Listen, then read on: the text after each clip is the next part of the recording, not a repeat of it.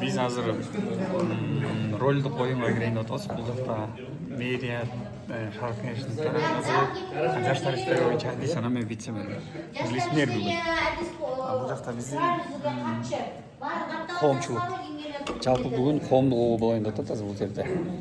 Бакыян шаардык кеңеши боюнча коомдук угуу. Бул жакта Бакыян тургундары, жаштардан, жалпы коомчулуктан келген элдер ошо элдин көйгөйүн угуп, кийинки жылга бюджетке киргизүү боюнча. Мэр, бир-эки сөз сүйлөп коесузбу? Ошо бүгүн Кудайдын буйругу менен суранычы менен элдин эмилгеси менен элдин колдоосу менен биринчиден албетте Алланын Кудайга шүгүр Алланга болуп отурабыз. Чыныгы мэр болуп берип, Буюрса. Бул жак шаардык кеңешинин төрагасы. Өзүңүз тааныштырып коесузбу? Алланын ордундосу деп аталган шаардык кеңештин төрагасы. Келечек шаардык кеңеш. Бакыян шаарынын кеңештин төрагасымын. Онда Руслан Русланович.